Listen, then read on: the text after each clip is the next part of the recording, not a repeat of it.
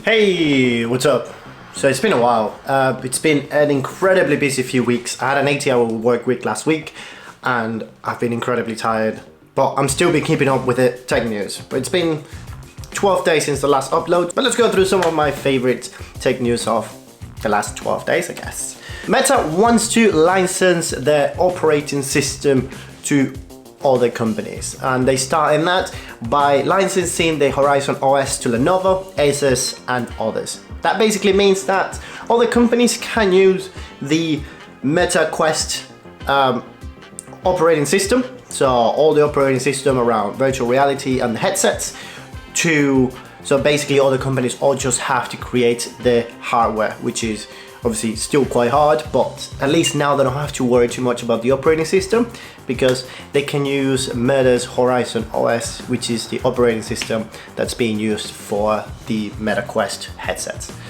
So I kind of guess they want to become Microsoft. That's basically what the title on The Verge is. Meta wants to be Microsoft of headsets, which basically means that obviously Microsoft license the operating system to other laptops, the manufacturers, so then all they have to do is just create a laptop and then they'll just have to use that operating system. But one of the biggest news of the last 12 days has been Biden has actually signed a bill to ban TikTok, and it's happened so quick that a lot of people didn't expect to happen this quick. So it's happened basically from, I actually did a video on this, that TikTok might potentially get banned, that now it's been signed, and basically TikTok has 9 months, I believe, to a year to either sell TikTok to an American, but that's because that's what they want, or just completely ban it from the US. But this is not going to be just a normal ban, or it's not going to be as straightforward as we might think. TikTok is definitely going to fight this in court, and I also believe that the Senate has to prove that TikTok is actually unhealthy or harmful to American citizens, and they have to show proof of such things. And a lot of people, a lot of journalists out there are saying that it's going to be incredibly hard to just showcase that sort of evidence, because there might not be that kind of like solid evidence. Again, I'm not really experienced about this, but this is kind of what I've read. But basically what I mean is that it's not going to be a straight up ban. In 9 months to 12 months we will see either a ban, or again it might just go into court and then it just gets pushed out for years and years, and I guess we'll see what happens when it comes to it. Yeah, it is interesting because it's happened everything so fast, going from the Senate to Biden's desk and to him signing it. It's literally been maybe 2 weeks in all that process, which usually doesn't happen. So yeah. But also, do you remember Razer selling these masks? Basically an RGB mask that was claimed to have N95 filters, and they were selling it during the COVID times, and a lot of people bought it and they were not cheap at all.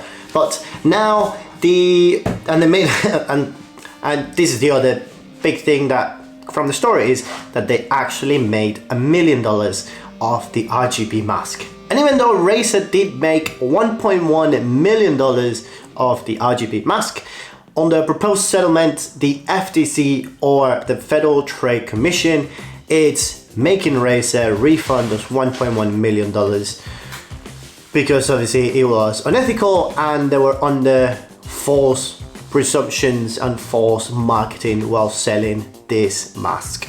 And why is this? It's because the company Razer claimed that the mask had an N95 filter, which is a filter that basically avoids or filters out 95% of air particles.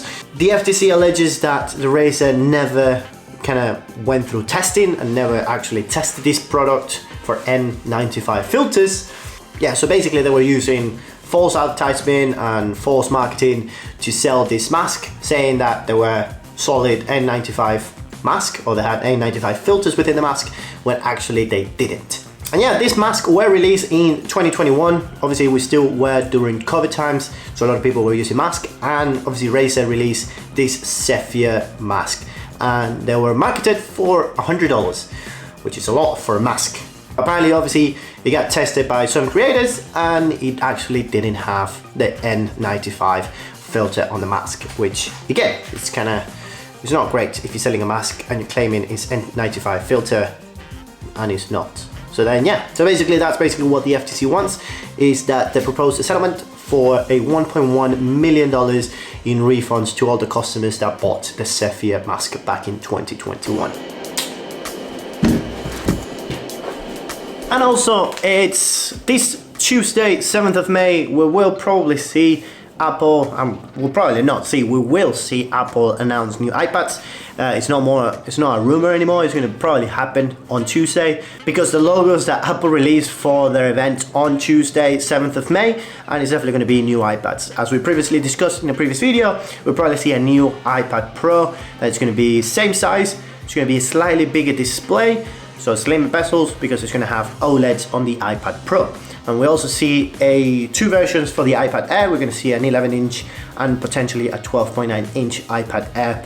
So now we're going to have two sizes for the iPad Pro and two sizes for the iPad Air as well. There's also rumors that we might also see a new chip, which is going to be M4, or these iPads might come with M4. So that's something that we also might see. This is also going to be the first kind of update to some iPads in over a year. I was watching and listening to Waveform podcast, and David Imel, he said that last year was the first year since the release of iPads that we didn't see any sort of upgrades or anything to the iPads. And yeah, I look back on it, and yeah, we didn't have anything iPad related last year. We had a lot of iPhones, MacBooks, Macs, and all that stuff, but no iPads for the whole of 2023. So we start in 2024 with new iPads. So yeah. To finish off with today's news, as I'm getting ready for one of my friend's wedding, is Mediatek, so the chip company that they usually make chips for very kind of mid-tier phones. So they usually make a lot of Samsung phones chips, but for like the mid-tier, medium range, like probably around $200 to $400 and pounds. So now they announced that they're going to be in a flagship phone this year in the US market, because they are in the flagship market, but usually in Asia. So that might be something new that we'll see, because usually Qualcomm is the kind of like the giant when it comes to being in flagships in America. So we'll see Mediatek maybe come into play. They haven't released what kind of devices we're going to see with the Mediatek new kind of like chip, advanced chip for those premium smartphones, but it's something exciting. It puts the market into a better way. But yeah, I am ready to go to a wedding and listen to some music to get me into a good mood, as I always am, because I mean it's a wedding and one of my very good friends getting married, so it'll be fun. But that is all for me today, and I'll see you in the next one. See you, bye.